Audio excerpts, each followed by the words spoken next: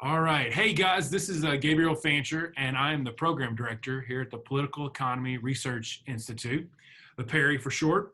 And I have the great pleasure of interviewing Thomas Savidge today. He is with the Center for State Fiscal Reform with ALEC. And he has done a great policy study for us here at the PERI. I'm holding it in my hand, and you can probably if you click the right link, you will be able to get your hands on this. But he's done a great study about the Tennessee public pensions and how it's a model for reform. And so, Thomas, thank you for joining me today. Would you like for me to call you Tom or Thomas? You can call me Tom. And thanks. All right, awesome. So, I'm going to start from the top. A majority of workers do not receive pensions, right? So can you just start with telling us what a pension is? Sure. So when I'm talking about a pension, I refer to the technical term is called defined benefit. And so, that the benefit, it's a little different across the states, but generally it's that you are, when you're in a public employee position, you're working a certain number of years, and when you retire, you receive a paid benefit every month for the rest of your life. And if you pass away within a certain window of time, your spouse continues to receive those benefits. And those benefits are based on a calculation of a couple of different things, including your final average salary, any sort of overtime, and then the number of years that you were in service in that particular position. So we get that magic number, right? Yeah. And then they get that for forever, right? Until they pass away and their spouse passes away, perhaps. Yep. So in some cases, if you in some cases, your spouse might not get it if, depending on how you set it up. It's a bad thing, but it's where people, one of the benefits of modern medicine is that people are living much longer. And, I think that is one of the challenges of retirement systems today. Many of the retirement systems were initially put in place when life expectancy was much lower. And not to say that people living longer is a bad thing. It's an amazing thing. I think, it's now especially during the time where everybody's sort of tightening their belts, it's time to consider how we can help retirement systems adapt for years to come.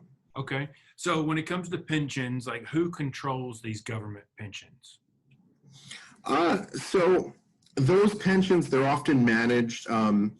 So for Tennessee, specifically for Tennessee, pensions are managed by the Tennessee retirement system, the Consolidated Retirement System, TCRS.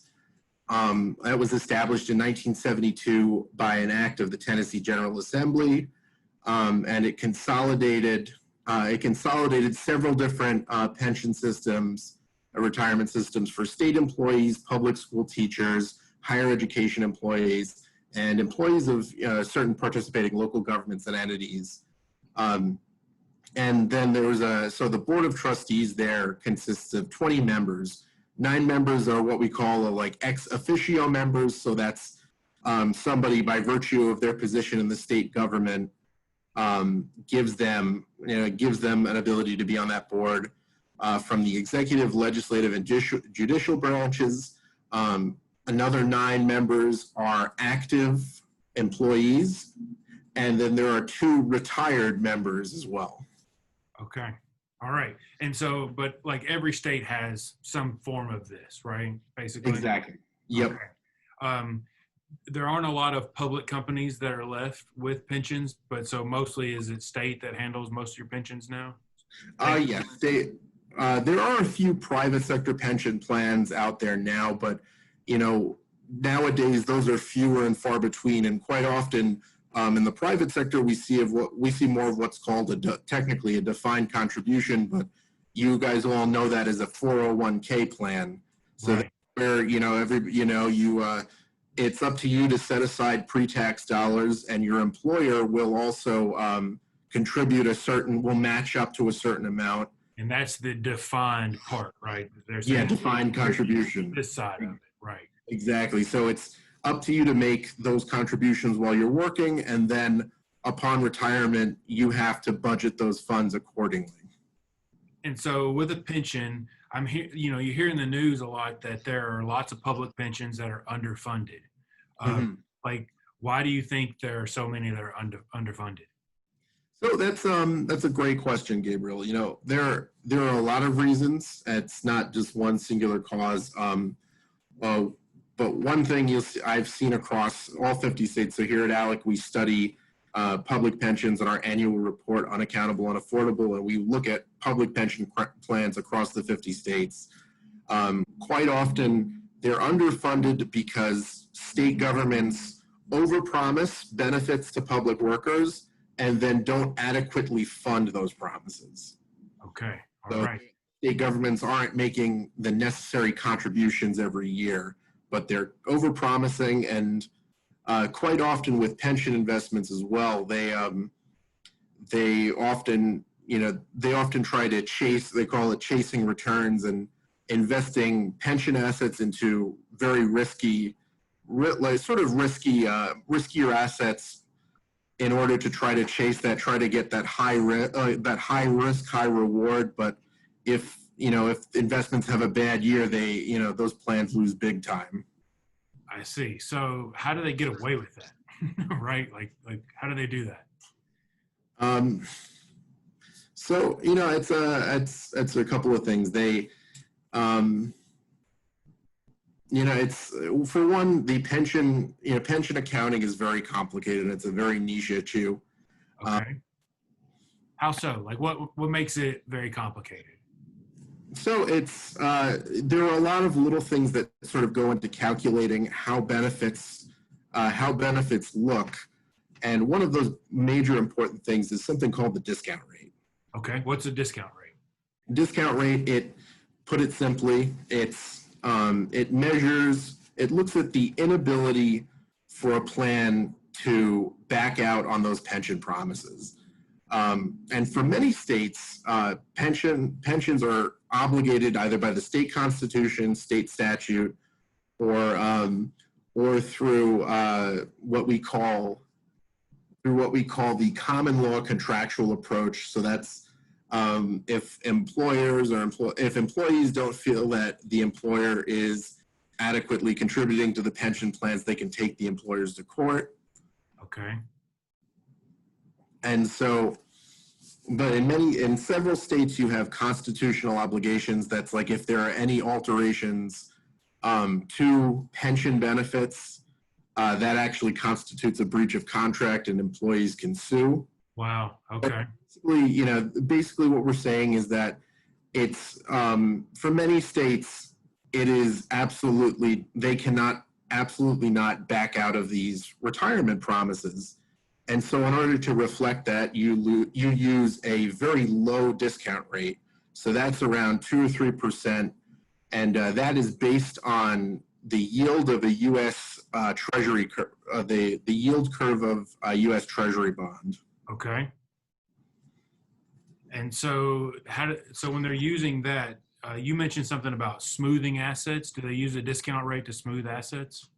So that's actually something interesting about public pensions is that the smoothing assets that looks at the investment portfolio of a pension.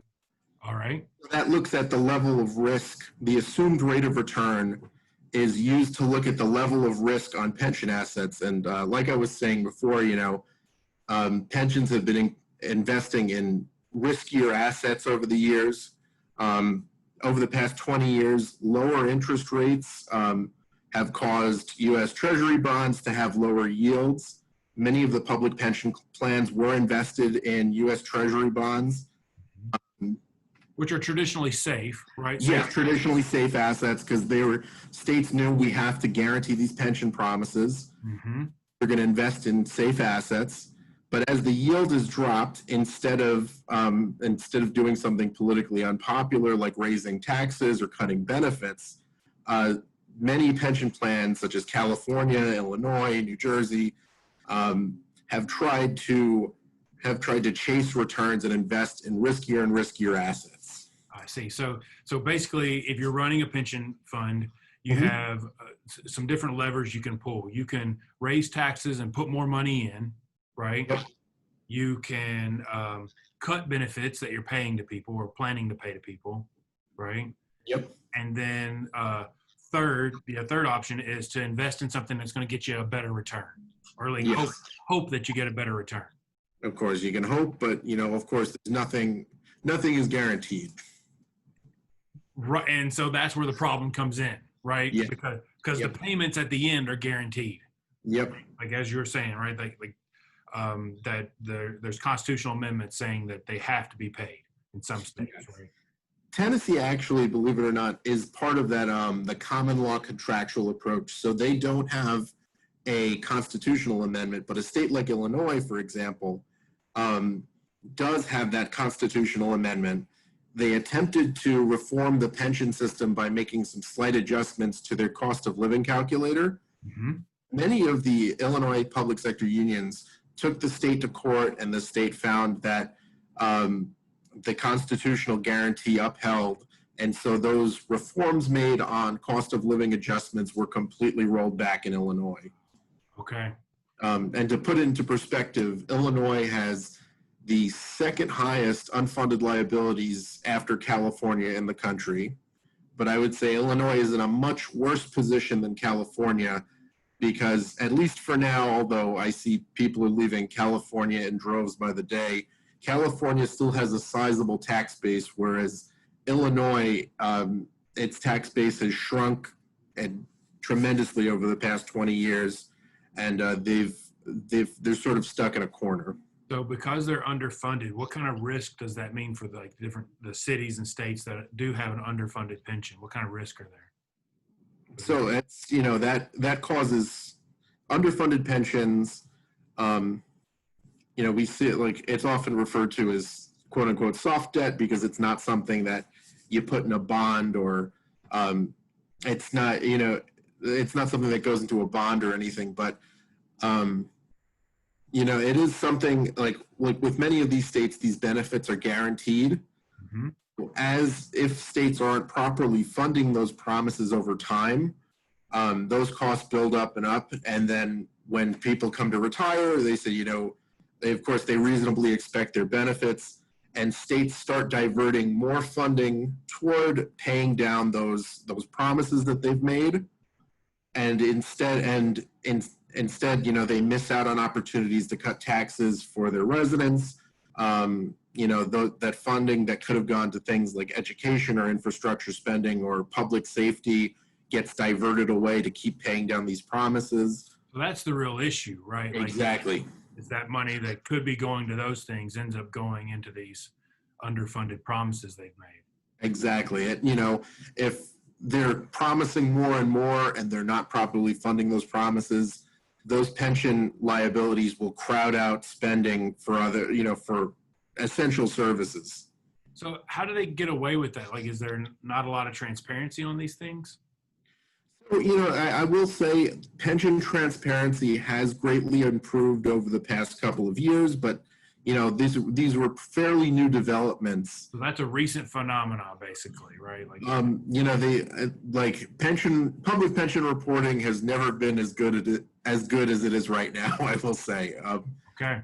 Most recently, the Government Accounting Standards Board, also known as GASB, issue public statements, and they advise how governments conduct certain accounting practices, general practice. That organization, it really doesn't have it doesn't have teeth because it's not really a government agency, but usually most states follow along with their general best practices.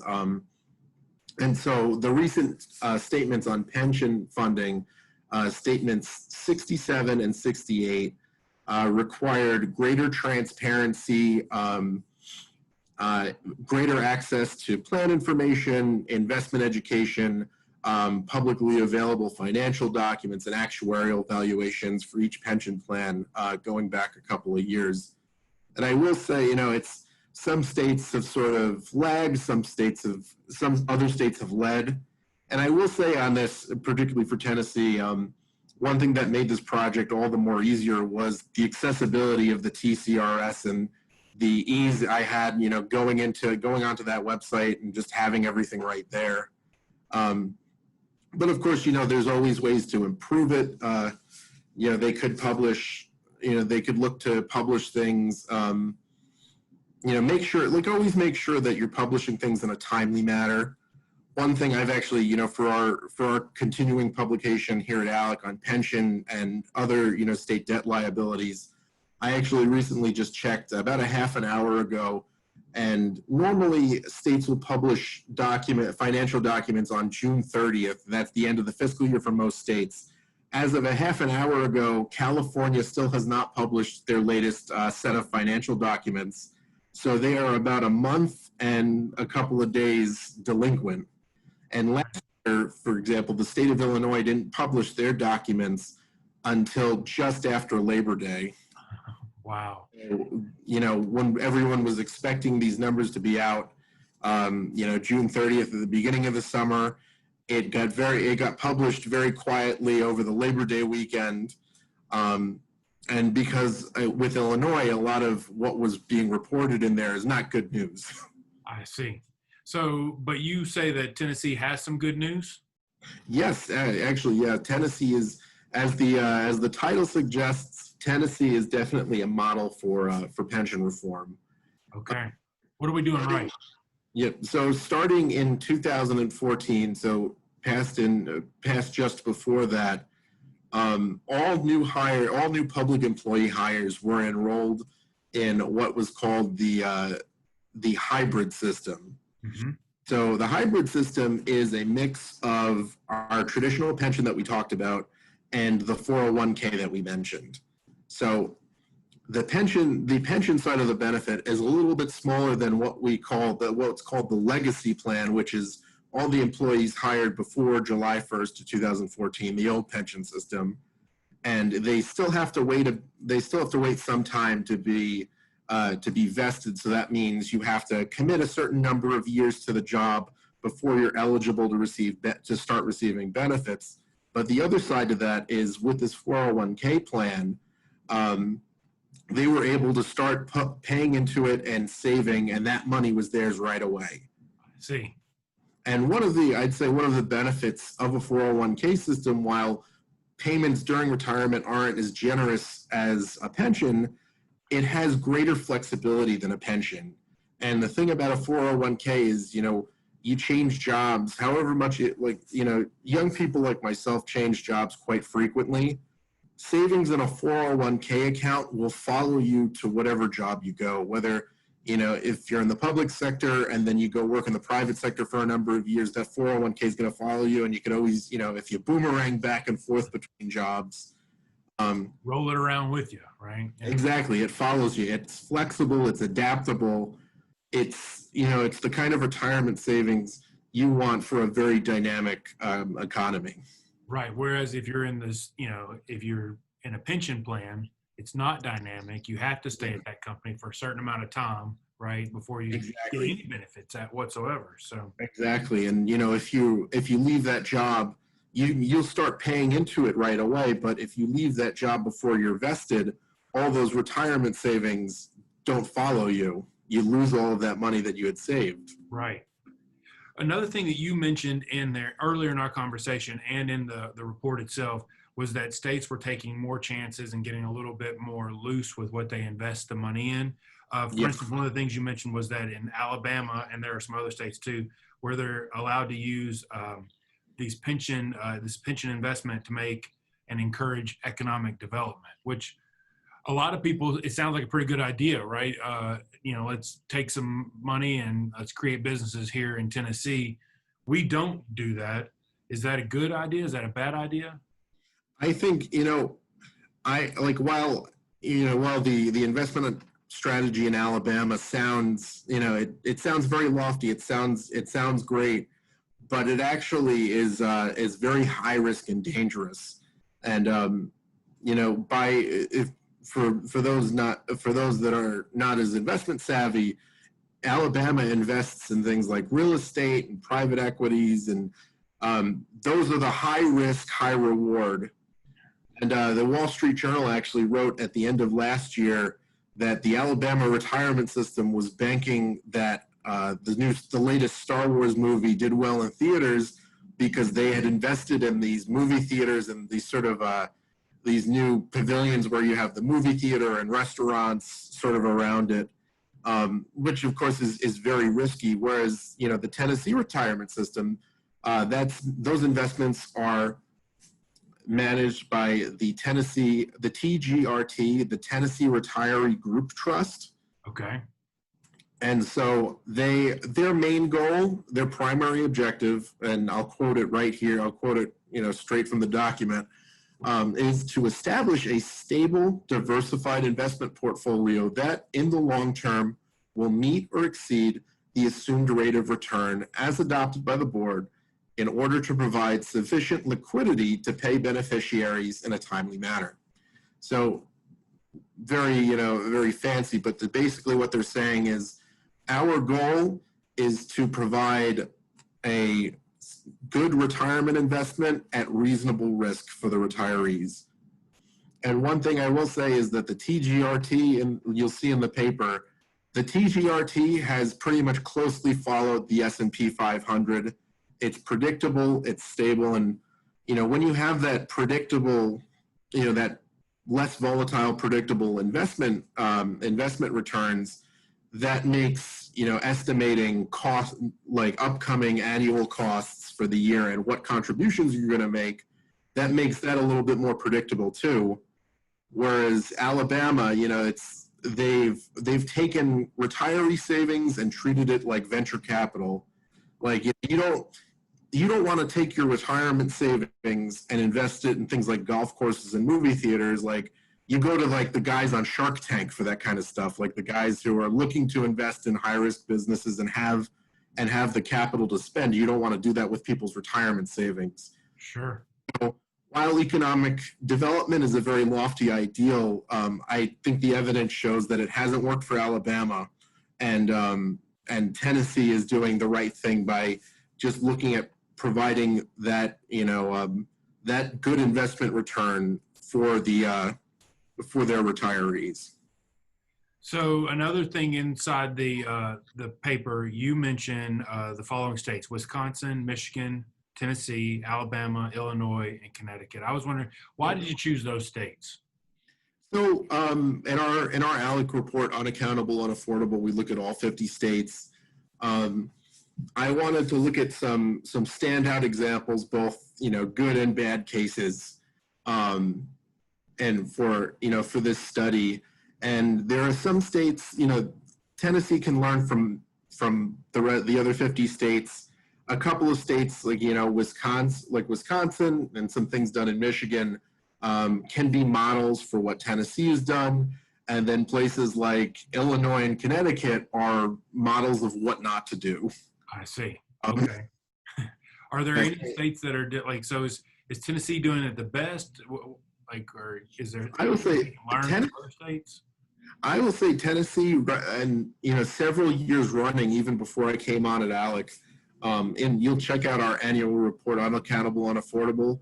For every year running of that report, Tennessee has had the lowest unfunded liabilities per capita in the 50 states. Wow.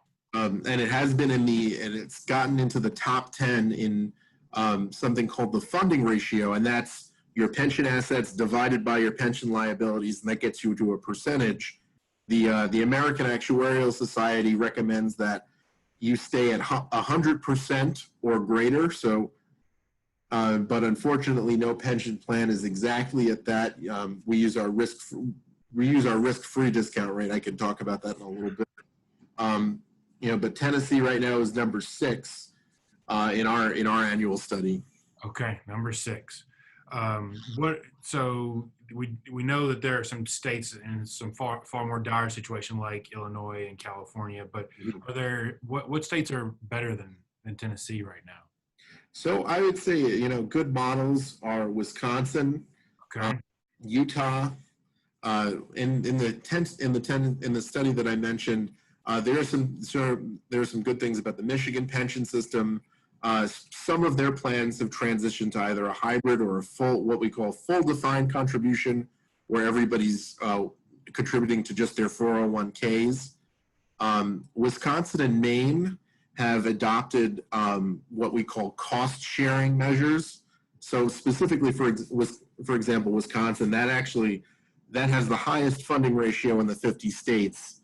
The Wisconsin pension system basically says that for investment losses, the employer, the state, and the public employees have to split the costs of that full loss. So Wisconsin, it creates an incentive not to invest in these risky assets or do anything crazy with investments, because it gives them, for lack of a better phrase, skin in the game. Sure. It's not just the state. It's not just the state managing these retirement investments far off. It's this cost sharing where the state and the employees are sharing the risk.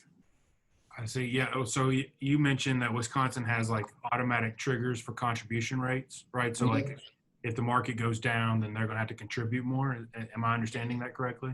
Yes. Okay. And then they also have cost of living adjustments. Do you guys have model legislation so that other states can do that, or Definitely. That's actually, one of the things that ALEC works on, is model policies on, we have several different model policies, one of which I'd like to highlight is the Statement of Principles on Sound Pension Practices. And I'm happy to share that link with you. Yeah, we'll put it all in the show notes, and so that way Excellent. you can take a look at it. Excellent. And so those things, some of those things we've talked about: stability, predictability, adequacy, affordability, making sure you're not overpromising and underfunding, transparency, which we've talked about is very important.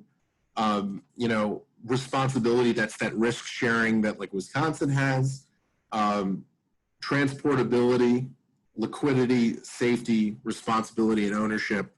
And these are some guiding principles for public pension managers to take and look at and consider when looking to make good pension reforms to their pension systems. And that'll help keep those pension systems sustainable for many years to come. That's our goal, right? We want to take care of those that are retired and depending on these things. Exactly. Take care of the taxpayers as well, right? Exactly. It's not putting an undue burden on taxpayers, and it's also making sure that the things that are being promised are delivering, and we're not just letting it all putting it all up to chance. And I think some of that is by making reforms for new hires. One improvement that could be made for many pension systems, not just Tennessee, is looking at switching new hires to a full defined contribution system. Yeah, that was one of the questions that are there any states that have made that kind of switch yet? So a couple of Michigan plans have. Oh, wow. And it's not the full Michigan. So some of the public employee retirement systems there, very recently the teachers retirement system as well. But there are several plans that are still in the defined benefit category. And if you see the report, it's because there are still some pension plans that have not made these necessary changes. Michigan still has a pretty high amount of unfunded liabilities. And the thing is, it's like pension reform can be very politically difficult because, you don't see these results overnight. But Tennessee made these reforms. Now it's 6 years ago, when the economy was starting to recover from the 2008 recession. Mm-hmm. But you're seeing those have worked in our favor. Then I take it. Exactly. The thing is, when the economy takes a hit, it's everybody feels it. But you'll see, I think we'll see once the dust settles that states like Tennessee, states like Wisconsin, states like Maine will have weathered this recession better than many of the other states. And that's good for the other things that we depend on for government, like, police, Exactly. fire protection, and Exactly. school. I can go on, but Exactly. So let's see. Is there anything else that you feel like I missed? I mean, like I read this. I thought it was really well written. It's written in a manner that the average person can read it and understand it. You even do a good job of explaining the discount rate, which was, it's a little bit of a confusing thing, but I thought it was great. Is there anything else you'd like to add? I'd appreciate. Thank you, Gabriel. I appreciate that. I guess I would say, always when thinking of retirement systems, think of the future. Think of how can, it's very easy to rest on your laurels and say, yeah, we're doing really great now. But you want to say it's like, how can we stay competitive for tomorrow? Okay. That's why, it's like Tennessee is definitely, it's one of those states that can be a model for the rest of the country. And I think they're doing a great job, but I think there's always room for improvement. You can always say there's room for improvement. Well, and I'm hoping to get this into the hands of some state legislators, and so they can work on some of those improvements. I think, making sure we keep moving toward more of a defined contribution is one of the ways we can improve, right? Yes, definitely. We could lower the discount rate, right? That would be another way. Yes. So I didn't know if I could talk a little bit more about the discount rate. So it goes into this idea of present value. Okay. We say, even if in a world where there is no inflation, would you let's assume there's no inflation for the ease of things. Would you rather have $500 now or $500 a year from now? You still want it now, even if take it now. Yeah, sure. Yeah, it's my money and I need it now. Right. So it's present value helps put these dollar amounts, what's going to be owed in the future in present value in today's dollars terms. I see. Okay. And the lower the discount rate, like we're saying, the lower the discount rate, the better that reflects the way most states are locked into these pension promises. Okay. And so states have to be prepared to pay the promises that they've made. So if the discount rate is higher, does that make it where they can take on more risk, or where the discount rate is higher, that makes it look like the unfunded liabilities are a little lower. Gotcha. Okay. So it makes it look like, that's the thing. If you pick the right discount rate, it can look like unfunded liabilities are very low. But personally, we've found through our research here at ALEC and through my research doing this project with PERI, it's that the economist Joshua Rao at Stanford University put it best in his congressional testimony. You have to show that ability that it's like states can't back out of these promises. And that's, you want to use a low discount rate to show that. I see. Okay. And so Tennessee could stand to lower that and then have to show that they're far more interested in paying the bill at the end of the day, I guess, right? Am I right? Yes, exactly.